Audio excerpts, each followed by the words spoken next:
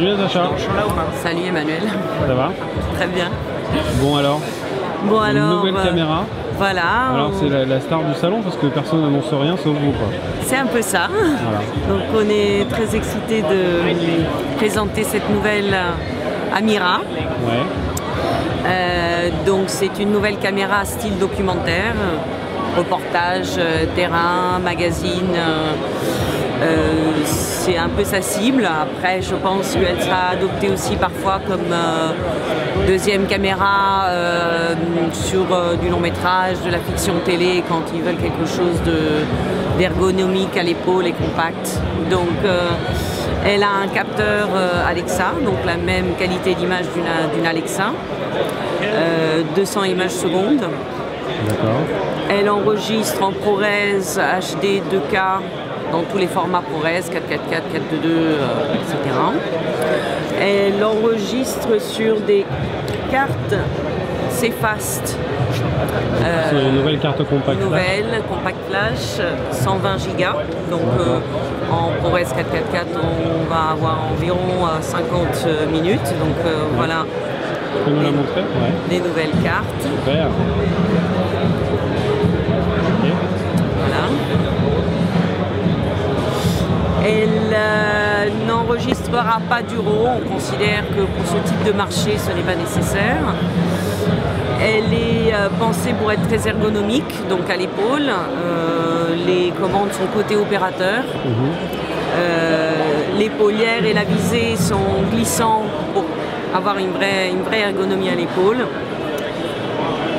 Elle a une particularité assez unique, je pense, sur le marché, qu'elle a des luttes 3D intégrées qu'on peut choisir, qu'on peut modifier et on peut aussi créer des luttes 3D sur des outils externes et les insérer dans la caméra.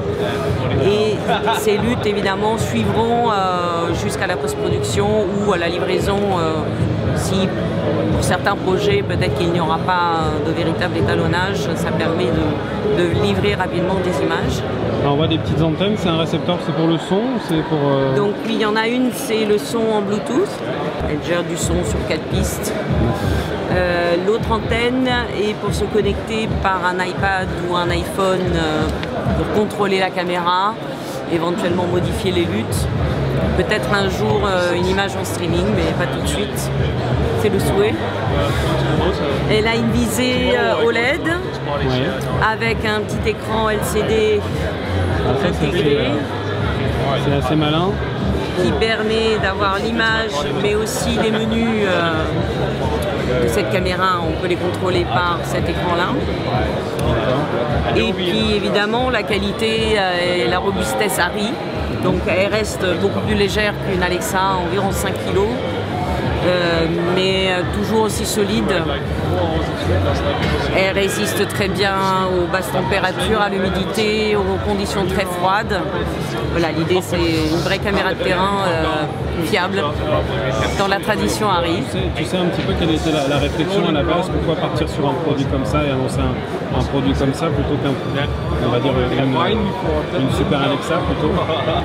Alors, la raison pour un produit comme ça, ARRI a fabriqué dans le temps des caméras 16 mm.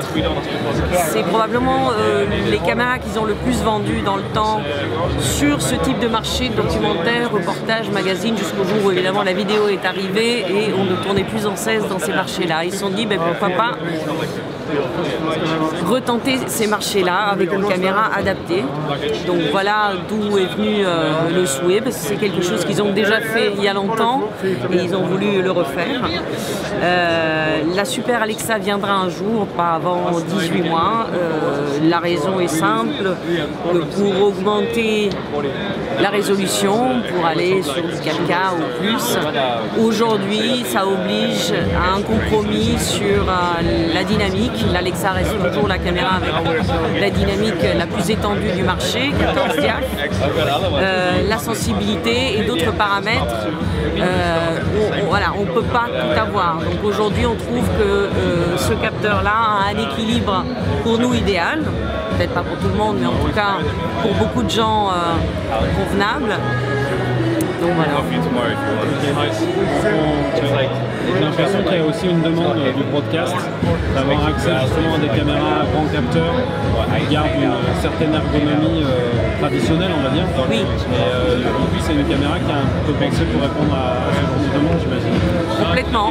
C'est vrai que l'Alexa n'était pas adaptée, même si elle est adoptée par certains dans ces marchés-là, mais déjà le fait de pouvoir utiliser cette caméra en standalone, ça veut dire un opérateur tout seul, s'adapte beaucoup mieux à ces marchés-là qu'une caméra qui nécessite un assistant. Ok. Donc du coup, elle va être vendue en bundle avec un Fujinon Cabrio. Avec ce que les clients veulent. Elle aura une monture PL, monture B4, monture EF en fonction des besoins. D'accord. Pour la mettre en B4 aussi? Oui. Okay. Super. Eh ben merci. Voilà, de rien. Je les The B4 is an optical adapter, will be an optical adapter. Yes.